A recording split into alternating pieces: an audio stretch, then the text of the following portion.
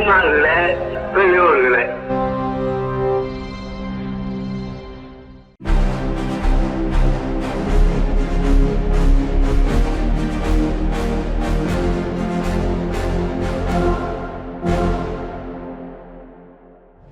அனைவருக்கும் வணக்கம். இன்றைய விடுதலை பார்வைக்கு அன்போடு வரவேற்கிறோம். இன்றைய விடுதலையில் பல்வேறு செய்திகள் இடம்பெடுத்திருக்கின்றன. ஜாதியை பாதுகாப்பது ஆர்எஸ்எஸின் சமூக கொள்கை, மாநிலங்களே இல்லாமல் செய்வது அதன் அரசியல் கொள்கை, கூட்டாட்சி இருக்காது, அறிவிக்கப்படாத அதிபராட்சி, ஒற்றையாட்சி, இதை வீழ்த்தும் வல்லமை திராவிட மாடலுக்கு மட்டும்தான் உண்டு, அனைவருக்கும் அனைத்தும், பிறப்புக்கும் எல்லா உயிர்க்கும், யாதும் ஊரே யாவரும் கேளிர் என்றிருந்த நம்மிடையே மனு தர்மம் உள்ளே நுழைந்து அதை கெடுத்தது.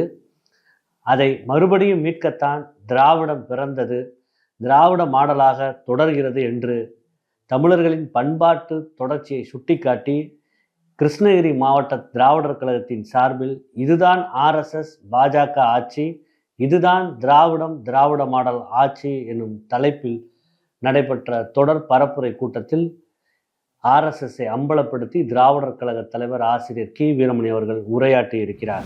திராவிட இயக்கத்தின் கல்வி புரட்சி என்று விடுதலை தலையங்கம் வெளிவந்திருக்கிறது. இந்தியாவின் கல்வி வரைபடத்தில் தமிழ்நாடு எப்போதும் ஒரு முன்னோடி மாநிலமாகவே திகழ்ந்து வருகிறது. கல்விக்கண் திறந்த காமராசர் காலம் தொடங்கி இன்று வரை ஏழை எளிய மாணவர்களுக்கு தரமான கல்வி கிடைப்பதை உறுதி செய்வதில் தமிழ்நாடு அரசு முனைப்புடன் செயல்பட்டு வருகிறது. அதன் தொடர்ச்சியாகத்தான் தற்போது வெளியாகியுள்ள புள்ளி விவரங்கள் தமிழ்நாட்டின் கல்வி வளர்ச்சியை மீண்டும் ஒருமுறை உலகிற்கு பறைசாற்றியுள்ளன. கடந்த 5 ஆண்டுகளில் இந்தியாவின் பல்வேறு மாநிலங்களில் பல்வேறு காரணங்களுக்காக சுமார் 18,727 அரசு பள்ளிகள் மூடப்பட்டுள்ளதாக அதிர்ச்சியூட்டும் தகவல் வெளியாகியுள்ளன. தேசிய அளவில் அரசு பள்ளிகளின் எண்ணிக்கை குறைந்து வரும் சூழலில் தமிழ்நாடு இதற்கு நேர்மாறாக ஒரு வளர்ச்சியை பதிவு செய்துள்ளது. ஒன்றிய அரசு நாடாளுமன்றத்தில் தாக்கல் செய்துள்ள தரவுகளின்படி தமிழ்நாட்டில் அரசு பள்ளிகளின் எண்ணிக்கை சீராக உயர்ந்து வந்துள்ளது தெரிய வந்திருக்கிறது. 2021-2022 கல்வியாண்டில் 37,589 அரசு பள்ளிகளாக இருந்தது. 2024-2025 கல்வியாண்டில் 37,626 அரசு பள்ளிகளாக உயர்ந்திருக்கிறது. இந்த குறுகிய கால இடைவெளியில் பள்ளிகளின் எண்ணிக்கை அதிகரித்திருப்பது தமிழ்நாடு அரசு கல்வியின் மீது கொண்டுள்ள அக்கறையை வெளிப்படுத்துகிறது. மேலும் பல்வேறு தரவுகள் நீதி கட்சி காலத்திலிருந்து இன்றைக்கு வரை கல்விக்காக வகுக்கப்பட்ட கொள்கைகளும் திட்டங்களையும் ஒவ்வொன்றாக அடுக்கியிருக்கின்றார்கள். வாசகர்கள் இதனை உள்வாங்கி படிக்குமாறு கேட்டுக்கொள்கிறோம்.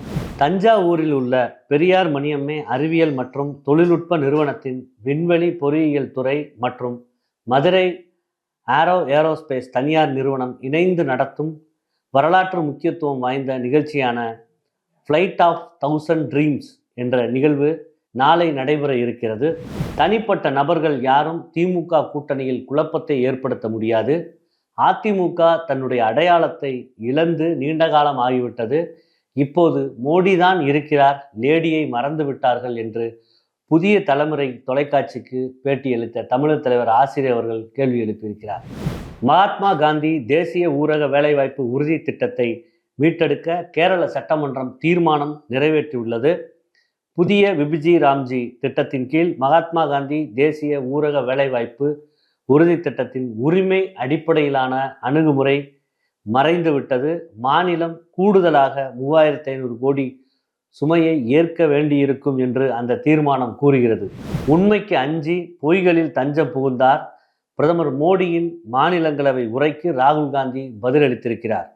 பிரதமர் மோடியின் உரைக்கு பிறகு காங்கிரஸ் தலைவர் எக்ஸ் தளத்தில் சில கேள்விகளுக்கே இவ்வளவு பதட்டமா, மோடிஜி உண்மைக்கு மிகவும் அஞ்சி பொய்களில் தஞ்சம் புகுந்து விட்டார் என்று பதிவிட்டுள்ளார்.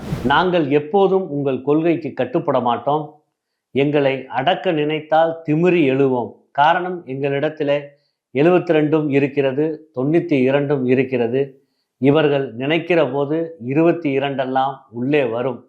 நாம் 22களை உருவாக்குவதற்காக 92 72 போற்றி வணங்கி அவர்கள் பாதையிலே பயணிப்போம் என்று பெரம்பலூரில் நடைபெற்ற திராவிடர் கழக பரப்புரை கூட்டத்தில் திமுகவின் துணை பொதுச் செயலாளரும் நாடாளுமன்ற உறுப்பினருமான ராசா அவர்கள் சூளுரைத்துள்ளார்.